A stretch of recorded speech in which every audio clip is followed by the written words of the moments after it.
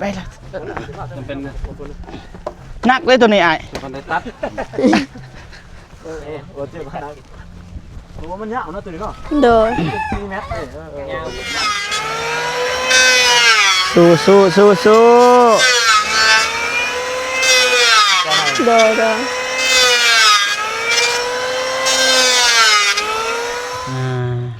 พี่น้องอาหารหาเรียบร้อยแล้วพอเพิ่นมักกบมือเนาะแล้วก็พอเพิ่นก็นี่แหละเฮือนซานก็บ่มีหยังนี่เพเบิดเลยFC คนใดอยากซอยก็นี่แหละคือเฮ็ดนั่นน่ะพี่น้องอยู่คนเดียวเนาะพอเพิ่นอยู่คนเดียวอาศัยคนเดียวนั่นแหละนี่ติดกันแหละดินหนองหานนี่หันก็เฮือนหนองหานนี่แหละเฮือนพอเพิ่นอยู่คนเดียวอาศัยคนเดียวพี่น้องเนาะมื้อเริ่มเนาะพอเนาะโดยปกตินี่ได้ตามเคยนะว่าเรื่องจ่างอะไรยังนะก็ว่าปกติพอเคยไปรับจ้างกบไม้นี่นะแถวอื่นปกติเท่าไรพอเอานะรู้จักสิว่าแล้วเงินตะกี้ก็300,000ตัวนี้หันรู้จักเองตามแต่ลูกหลานคิดเห็นแหละ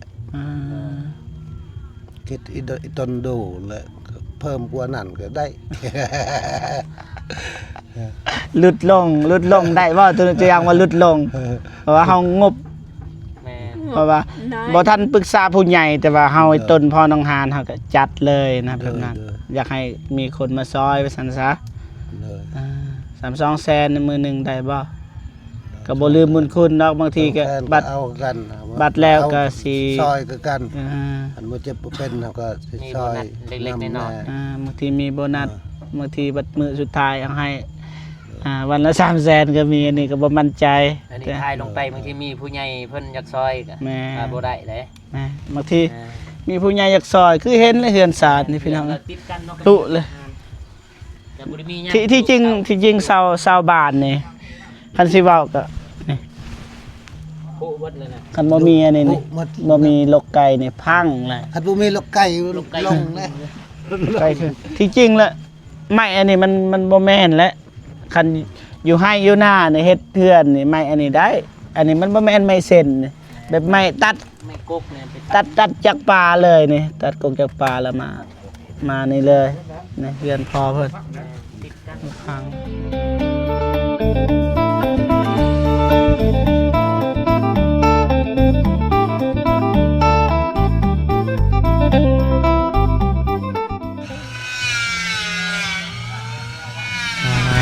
พี่น้องด้านล่างกำลังพี่น้องนะกับทักทายสบายดีสวัสดีพ่อแม่พี่น้องเบิดสุคนพี่น้องนะเพราะว่าอยู่ในลาวไทยหรือว่าต่างประเทศเนาะก็ยินดีต้อนรับเข้าสู่ช่องบ่าวเจ็บชาแนลคือเก่าพี่น้องนะตอนนี้บ่าวเจ็บก็เดินทางมาหาน้องหานพี่น้องนะสืบต่อภารกิจสร้างบ้านให้น้องหานนะบ่ฮู้ว่าสิเป็นอะไรเนาะให้เพื่อนพี่น้องไปเบิ่งไปชมไปนำกันว่าสิเป็นอะไรไปบ่าวฝนกับพ่อน้องหาน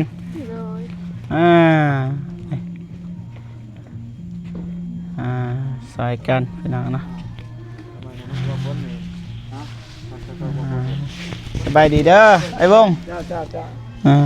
สบายดีได้มาอัปเดตเลยนะคือว่าเพิ่นวันนี้ก็เลยว่าเป็นสถานบุญนำกันนั่นแหละนี่เด้อเนาะเริ่มต้นคือว่านำผ้าเลยกัน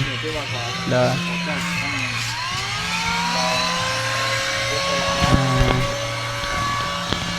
บางคนเริ่มแล้วพี่น้องเลยสบายดีน้องหานโดยสบายดีเบาเจ็บโดยสบายดีผู้ใหญ่ใจบุญทุกท่านและ FC ทุกท่านหรือว่าอยู่ในลาวและไทยและต่างประเทศก็ขอสวัสดีสบายดีเมื่อทุกคนเด้อเมื่อยบ่เฮ็ดยังมื้อนี้ไปให้สร้าง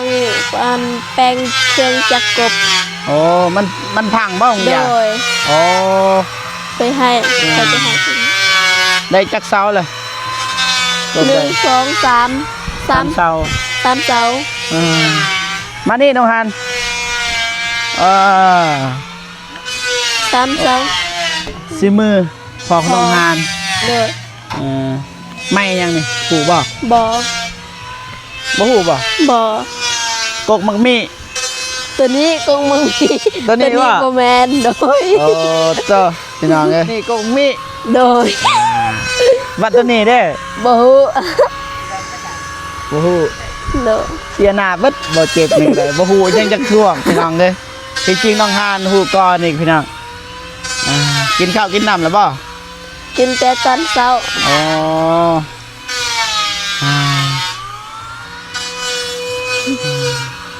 สำซาสิได้บ่แม่นเรื่องง่ายน้องหานเด้ โดย มีแต่3คนนี่บ่ โดย แม่พ่อแล้วก็น้องฮาน โดย เป็นหยังสู้ไปนำกัน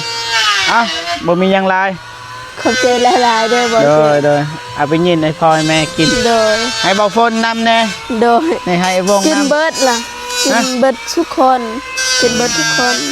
ได้คือกันเป็นยินให้อ้ายกินคืนนี่แหละนักกินเอาอยากก็บ่ได้ซื้อสบายวงเลยมื้อหน้าจะว่ากันซะ โดย บ่ซื้อบ่ทันบ่ได้เข้าในเมืองว่าซั่นซะ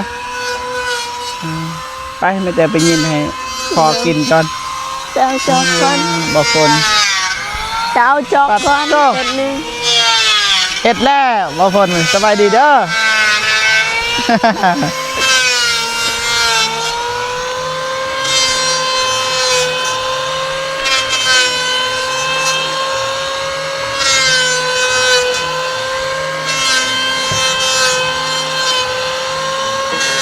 ฟังก็ได้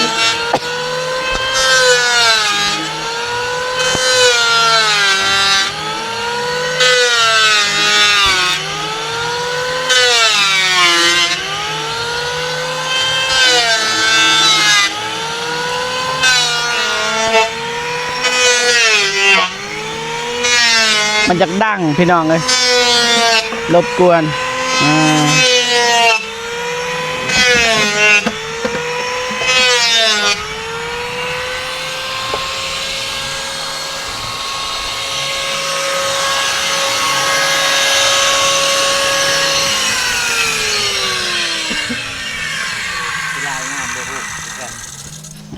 คอยเห็ดคอยทำมันแล้ว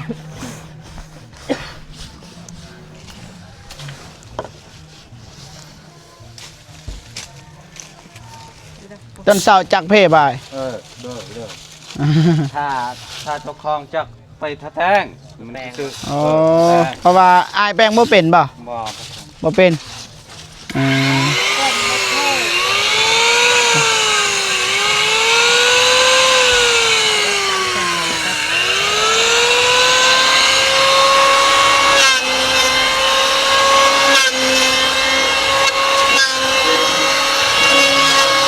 เอาไปสิ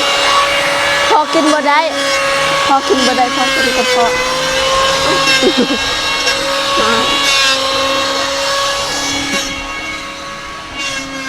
เอา ก็เจ็บสิ จังน้อย ไม่ร้อยผมมันได้นี่ก็โดย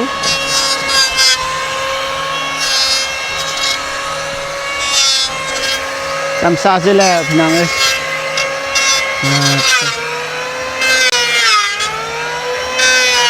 สู้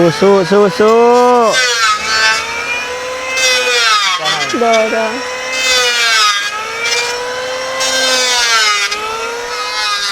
เอาบ่พน พักผ่อนก่อน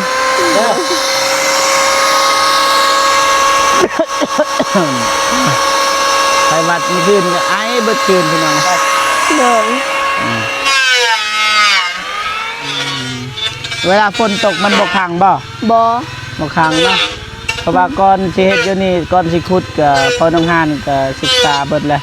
ว่ามันบกขังเนาะเพราะว่า FC โดยเมื่อคืนก็ฝนตกแต่มันบ่ค้าง บกขังเนาะ โดย อยากปรับให้มันเพียงแหละพี่น้องมี FC เน้นมาว่ามันบกขังบ่เฮาก็เลยมาถามอีก แสดงว่ามันบ่คังเนาะ โดย รบกวนเลยน้องเอ้ยเสียงมันดังก็สำหรับสร้างสมาแจ้งให้ FC ฮู้พี่น้องเอ้ยเป็นหยังคือบ่เอาสร้างแดงพี่น้องเนาะเฮาก็เลยมาตอบเลยพี่น้องเพราะว่าเฮาก็ปรึกษากับผู้ใหญ่แล้วปรึกษากับผู้ใหญ่ว่าเอาสร้างแดงเฮาก็เสนอสร้างแดงทำบิดว่าให้อายเพิ่นหาก่อนเนาะแต่ว่าทำบิด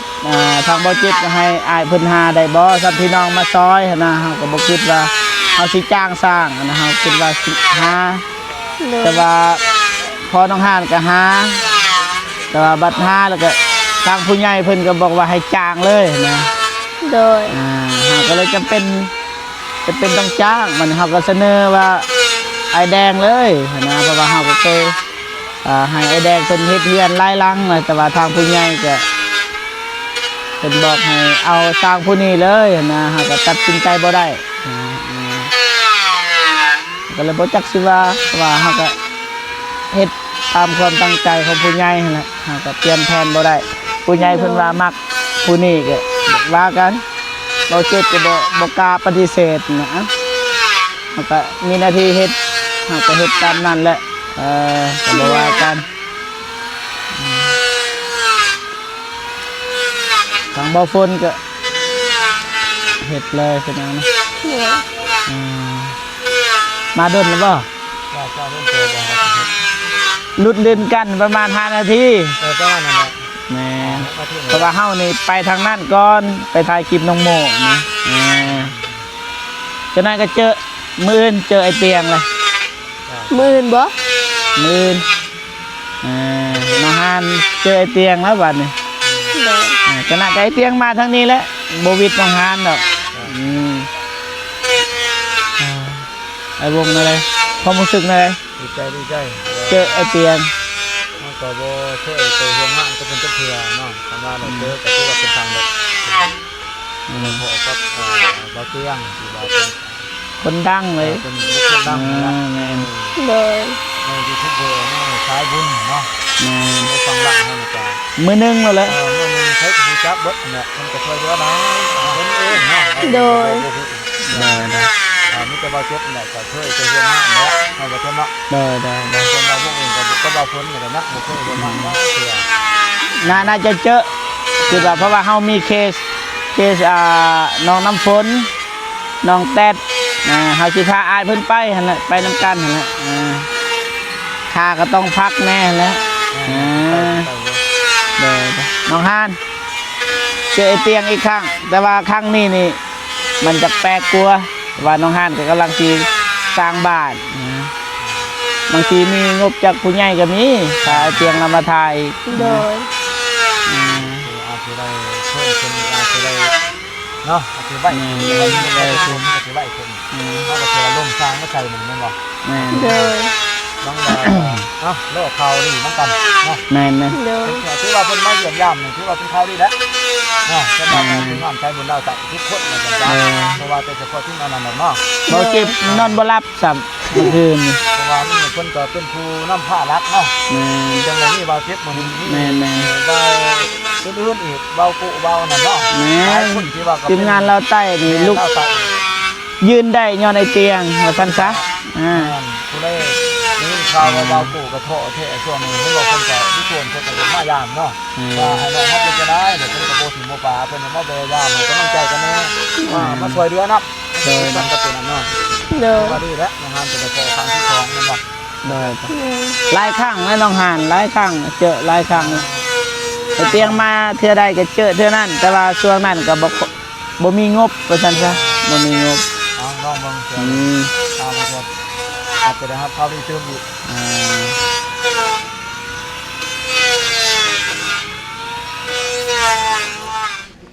คือแต่ เกือแตกว่าบ่ฝน คนเป็นเพื่อแตกไร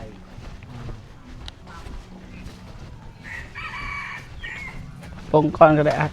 ปงก่อน ใส่ใหม่จะบ่เจ็บ ถ่ายตัวใดอีก ตัวนี้บ่ ตัวกบมันก็เลย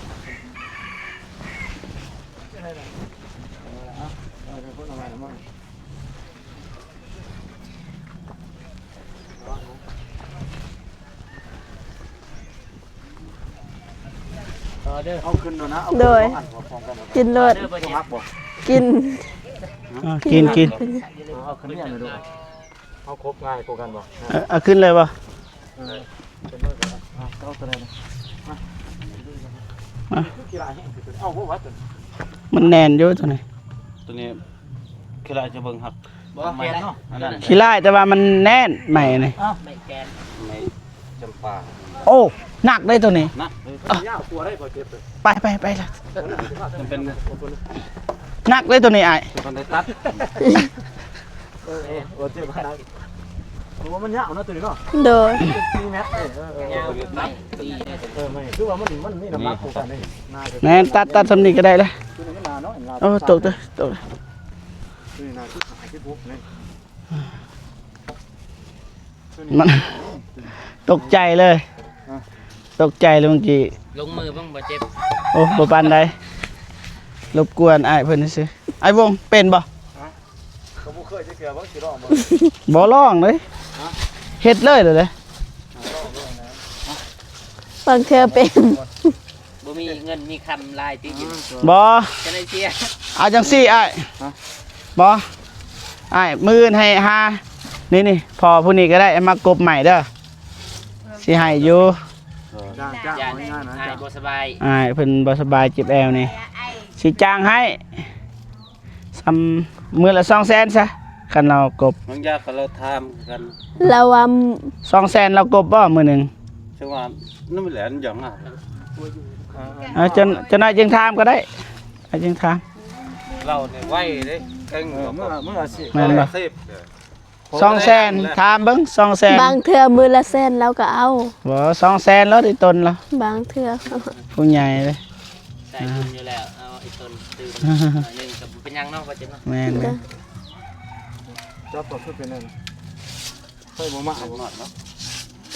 จังว่าบ่มั่นใจเด้อย าอันนี้สนกรี ยังเลยมี บีบจ บ่ว่า ต้องจับตัวเป็นนั่น ำไอ้พวก ไอ้วงจับแล้วพังพี่น้อง สิพันฮะ ไปน้องหานมีแต่เฮาไปทผู้สิมักกบมื้อนี้มื้ออื่นนี่ไป โดย ไปทางก่อนเด้อเนี่ยพี่น้องน้องหานหาเรียบร้อยแล้วพอเพิ่นมักกบมื้ออื่นเนาะแล้วก็พอเพิ่นก็นี่แหละเฮือนซานก็บ่มีหยังนี่เพเบิดเลย ติดกัน FC คนใดอยากซอยก็นี่แหละคือเฮ็ดนั่นแหละพี่น้องอยู่คนเดียว เนาะ พอเพิ่นอยู่คนเดียวอาศัยคนเดียวนั่นแหละนี่ก็ติดกันแหละดินหนองหานนี่หันกับเฮือนหนองหานนี่แหละเฮือนพอเพิ่นอยู่คนเดียว อาศัยคนเดียวพี่น้องเนาะมื้ออื่นเริ่มเนาะพอเนาะโดยปกตินี่ได้ตามเคยนะว่าเรื่องจ่างอะไรยังนะ ก็ว่าปกติพอเคยไปรับจ้างกบไม้นี่นะแถวอื่นนั่นปกติเท่าไรพอเอานะ รู้จักรู้จักสิว่าและเงินตะกี้ก็300,000ตัวนี้หันรู้จักเองตามแต่ลูกหลานคิดเห็นแหละคิดอีตนดูแหละเพิ่มกว่านั้นก็ได้ หลุดลงได้ว่าตัวจะยังว่าหลุดลงเพราะว่าเฮางบ แม่ เพราะว่าบ่ทันปรึกษาผู้ใหญ่แต่ว่าเฮาไอ้ต้นพอน้องหานเฮาก็จัดเลยนะแบบนั้นอยากให้มีคนมาซอยไปซั่นซะ เลย 3-2 แสนในมือหนึงได้บ่ก็บ่ลืมบุญคุณดอกบางทีก็บัตร เอากัน บัตรแล้วก็สิ ซอยก็กัน อ่า อันบ่เจ็บบ่เป็นเขาก็สิ มี ซ โบ อย นัสเล็กๆน้อย บางทีมีโบนัสบางทีบัตรมื้อสุดท้ายเอาให้วันละ300,000ก็มีอันนี้ก็บ่มั่นใจ ๆอันนี้ทายลงไปบางทีมีผู้ใหญ่เพิ่นอยากซอยก็ แม่ บ่ได้เด้ บางทีมีผู้ใหญ่อยากซอยคือเห็นเลยเฮือนศาสตร์นี่พี่น้อง ติดกันเนาะ ตุเลย แต่บ่ได้มีหยัง ที่จริงชาวบ้านนี่คันสิเว้าก็นี่ โอ้วัดเลยนะ คันบ่มีอันนี้นี่บ่มีลกไก่นี่พังเลย คันบ่มีลูกไก่ลงนะ ไก่คือที่จริงแล้วไม้อันนี้มันบ่แม่นแล้วคันอยู่ให้อยู่หน้านี่เฮ็ดเทือนนี่ไม้อันนี้ได้ อันนี้มันบ่แม่นไม้เส้นนี่แบบไม้ตัด ไม่กกเนี่ยไป ตัดจากป่าเลยนี่ตัดกงจากป่าแล้วมานี่เลยนี่เรือนพอเพิ่น ติดกัน พังนี่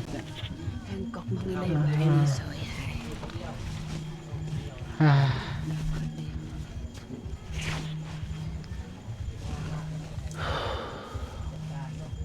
มันจะจังซั่นแล้วมื้ออื่นเริ่มเนาะพอเนาะ อ่าขอบใจหลายๆแบบว่ามาซอยน้องฮานว่าซั่นซะท่านเฮาสิว่าจ้างก็บ่ฮู้คือกันพี่น้องนะเฮาก็บ่ฮู้ว่าเฮาก็อยากซอยพ่อเพิ่นแหน่ให้เรามีเวียกเฮ็ดซะเพราะว่าพ่อเพิ่นก็อยู่คนเดียวพี่น้องนะ โดย ดำเนินต่อนับแต่มื้อ อาศัยอยู่คนเดียวเพื่อนซ่านก็โอ้นี่บอนแต่งกินแต่งยาก็ได้บ่ได้สัมภาษณ์พ่อเพิ่นนะบ่ได้ถ่ายคลิปซ้ำบ่ฝนเด้พี่น้องบ่ฝน แม่น พี่น้องบ่ แม่น กับน้องฮานกับพี่น้องกันบ่ โดยพี่น้อง คนเดียวเสื้อชายเดียว ตระกูลกับบ่ฝนกับพี่น้องเลย แม่น อ่า อันนี้ก็เป็นปู่เนาะเอิ้น ปู แม่น ปู ปู่บ่ฝนบ่ แม่น โดย อ่า ถ้านั่นก็อ้าวแม่นวะ อ่านั่นเลยคือหยุดเวียกเฮา แล้วมืดขนาด บ่คือหยุดเวียกเฮา หยุดก็อันแบบว่าจักมันตายแล้วบ่มีไผ พังเลยแต่ กำลังได้ ตะบาไปดีพี่น้องเอ้ยพังเลยพี่น้อง แก่ มันจะ แก่หยิกไว้ มันจะ เอิ้นแล้วพอ มันบด อ่ามือเนาะ มันบดทา อ่า ทานมันบด ช่างว่าถ้าบ่มั่นใจ ให้เพิ่นคันว่าพอเพิ่นเซ็กได้เซ็กคันว่าตัวใดแพ้ก็จังสิฮู้มันจะมีอันนี้นะก็ อ๋อไม่ได้เอิ้นเจ้าของเพิ่นก่อนแล้วบำเพ็งเพราะว่าพ่อก็บ่แม่นเจ้าของบ่กล้ามางเด้ มาสำได้สำนึงกันได้อยู่แล้วของเขาบ่มาทุดแต่เขาจะฟัง อันนี้จักของหัวหน้าเก่าบ่ เลย ไปเฮ็ดเวียกกันอยู่เพิ่น เคยเฮ็ดเวียกบ่กับสร้างคูณ ไปตลาด ไปน้ำกันแต่ก่อน โดย ไปรับจ้างนะเพิ่น โดย อ๋อดีอ่าบ่ได้มื้อหน้ามื้อเนื้อนี่คันพ่อซอยน้องฮานนี่ FC เห็น แม่ โดย บางทีเกลือเป็นนัวนี่น่าจะมีเอ้า บ่นัดแตก อันอื่นนี่บ่มั่นใจคันเว้าเรื่องเกลือเป็นนัวนี่อาจจะมีนะผู้ใหญ่เพิ่นเห็นตัวอย่างว่าจูแม่พิมพ์มันยังเห็นซื้อให้เด้ บ่ว่าผู้ใหญ่นะคันว่าพอเพิ่นมาซอยบางเทื่อไอ้วงไอ้เจ็บไอ้ต้นก็ซื้อมาให้ เนาะบ่พ้นซื้อมาให้อ่าไอ้ต้นอยู่พอต้นเศร้าก็บ่แม่นเศร้านะตัดมาแต่ภูผาป่าดงแล้วก็มาตั้งเลย เอิ้นรักซะ ลัก รักแบบรักหัว แบบลักขัวแล้วมันเฮ็ดเทือนอ๋อเท่ายังไงเบิ่งมุมไก่กันพอเพิ่นใช่ไหมแบบนี้เองยังไง โอ้มื้อนี้แปลงร่างเป็นไอ้วงนั่นอีกกระเป๋าเป๋าไอ้วงเงินเสียแล้วบ่จัก เงิน บ่หลาย โอเคมีแต่ว่านั่นแหละพอ โดย มีแต่มื้ออื่นเด้อเริ่มแต่เช้าก็มาเฮ็ดเดี๋ยวสิมาทายให้พ่อพี่น้องได้เบิ่งคือเก่าหั่นแหละพอเพิ่นมาซอยหรือบ่นะฮะก็สิให้ซ้ำมือละ200,000มือละ200,000คูณมันถึงเท่าไหร่เงินลาว 200,000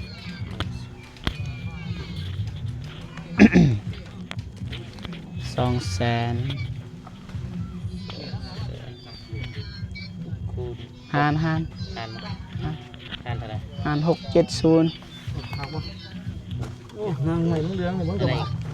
เบิด 298 วันละ298เฉลี่ยอยู่วัน300ว่าซั่นซะ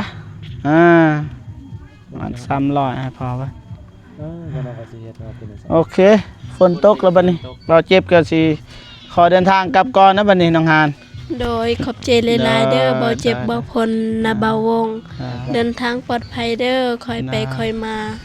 ได้ขอบใจหลาย ได้ ๆกลับก่อนเด้อพอเด้อ โดย มื้ออื่นเจอกันเด้อ ไปบัดนี้บ่ฝนโอเคพ่อพี่น้องเนาะเบาเจ็บก็สิจบคลิปอยู่บนนี้เลยนะจังไดก็ขอบคุญขอบคุณผู้ใหญ่ใจดี FC ทุกท่านที่ก็มาให้กำลังใจเบาเจ็บแล้วก็ทีมงานตลอดมาเนาะแล้วก็เบิ่งคลิปเบาเจ็บตั้งแต่ต้นจนจบแล้วก็บ่คำโฆษณาเนาะจังไดก็ขอให้ FC ผู้ใหญ่ใจบุญทุกท่านจงมีแต่ความสุขสุขภาพแข็งแรงขออายุมั่นคนยืนความเจ็บบ่ให้ได้ความไข้บ่ให้มีพบเจอแต่ความสุขเนาะอันตรายไปทุกอย่าเบียดเบียนตัวเจ้าขอให้เงินคำเขาและมาโฮมคือนำแกงให้นับแต่แบ่งแรงเสานับบ่ไหวสุขุสุขคนเด้อสาธุพี่น้องนะโอเคบ่เจ็บก็สิจบคลิปอยู่บนนี้เลยพอๆกันคลิปหน้าสำหรับคลิปนี้ขอกล่าวคำว่าสบายดีเด้อพ่อแม่พี่น้องเบิดสุขุสุขคนบ๊ายบายพี่น้อง